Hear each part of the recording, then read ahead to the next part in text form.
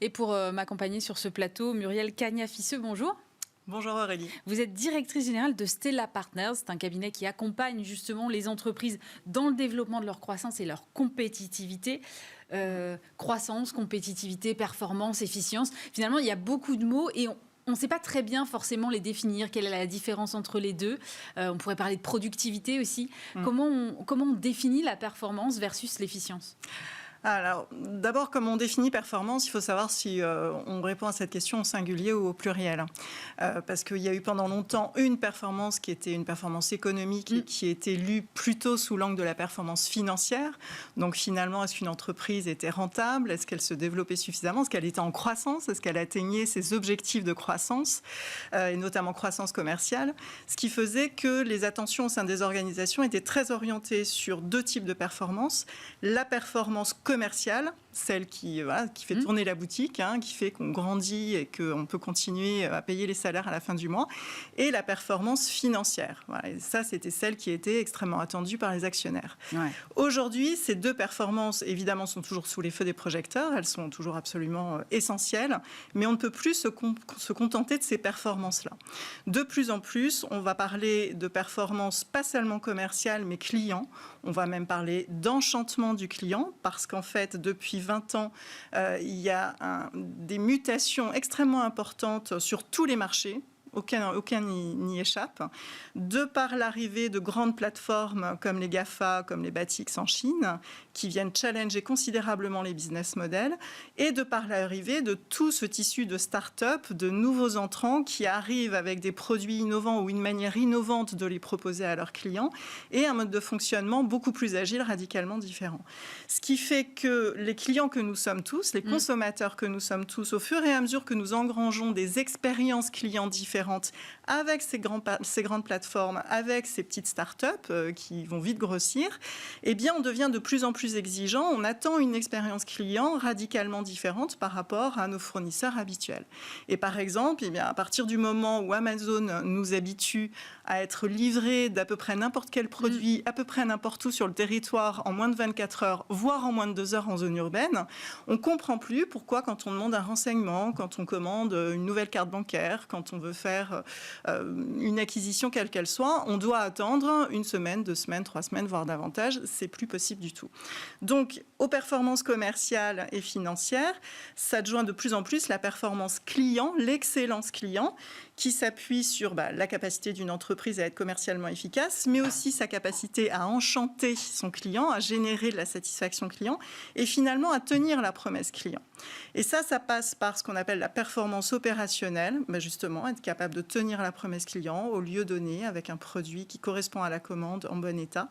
Et la performance aussi relationnelle, on va parler de cet enchantement. Cet enchantement, il est au rendez-vous quand il y a eu cette performance opérationnelle, quand la promesse a été tenue, mais de plus en plus, le client va chercher le supplément d'âme, l'enchantement, qui va faire qu'il va se souvenir d'une expérience particulièrement, parce qu'il y a une charge émotionnelle en général assez forte, et qui fait donc que son fournisseur, l'enseigne qu'il a face à lui, n'est plus interchangeable avec n'importe quel autre, et qui fait qu'il va rester fidèle et qu'il va continuer à consommer.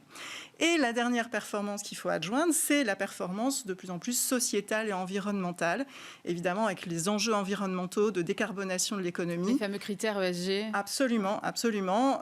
Ces considérations deviennent de plus en plus importantes. Le côté aussi inclusif qui va aller beaucoup plus sur des performances sociétales. Tout cela fait que la performance aujourd'hui au sein de l'organisation s'appréhende au pluriel.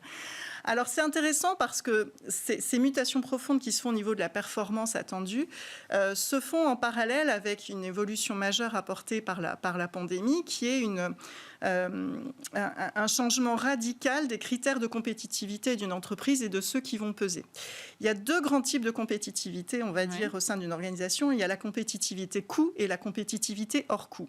La compétitivité coût, aujourd'hui, elle est vraiment très fortement mise à mal par la crise. Pourquoi ? Parce qu'on entre dans une période d'inflation et notamment d'augmentation du prix de l'énergie et des matières premières. Donc ça va peser lourd au sein des entreprises.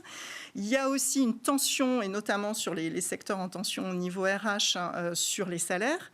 Donc là aussi, on va avoir une tension de plus en plus forte sur le coût salariale, sur le coût des ressources humaines. Donc on voit que là, il y a deux facteurs parallèles qui arrivent, hein, qui sont évidemment étroitement liés, mais en tout cas qui sont en train de peser de plus en plus au sein des organisations et qui font que non seulement il va falloir y faire face, mais en plus il va falloir chercher comment on peut générer de la compétitivité autrement. Et du coup, on va aller beaucoup plus du côté de la compétitivité hors coût, qui était déjà au cœur des attentions précédemment, mais qui va l'être par nécessité davantage encore aujourd'hui. Alors, on parle beaucoup d'innovation dans la compétitivité hors coût, qui est absolument indispensable, et toute la digitalisation aujourd'hui de l'économie en est évidemment un facteur très important. Mais il n'y a pas que l'innovation, il y a aussi la performance opérationnelle, c'est-à-dire la capacité justement à rationaliser la manière dont on conçoit et dont on produit et dont on livre un produit ou un service à un client final, qui fait que c'est fluide, qui fait qu'on ne génère pas de non-qualité, de défauts, de retours, de services après-vente, et qui va à la fois enchanter le client parce qu'on est capable de tenir la promesse, et en plus qui va générer le moins possible de coûts de non-qualité. Voilà. Donc on a cette innovation, cette performance opérationnelle, cette qualité finalement, et puis un pan aussi très important de compétitivité hors coût, c'est tout le pan qui concerne les collaborateurs. Voilà. Et c'est pour ça que non seulement on parle d'expérience client de plus en plus, elle est au cœur des stratégies des entreprises aujourd'hui, mais on parle de plus en plus d'expérience collaborateur et d'enchantement des collaborateurs. Et quand on est de surcroît sur un marché en tension qui manque de compétences, eh bien, il faut être de plus en plus dans cet accompagnement. Et là où on prêchait parfois un peu dans le désert quand on disait il y a quelques années avec d'autres experts que la satisfaction collaborateur c'était important parce que c'était un motif de fidélité et d'engagement au quotidien. Parce qu'il ne suffit pas d'être présent dans son entreprise le matin à 9h.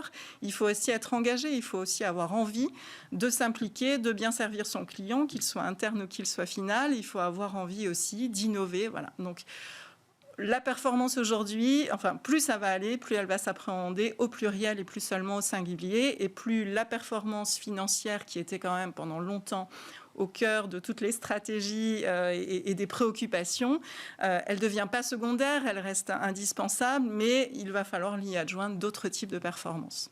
Merci beaucoup Muriel Cagnaffieux, vous restez avec nous, on va poursuivre cette discussion maintenant que vous avez posé le cadre.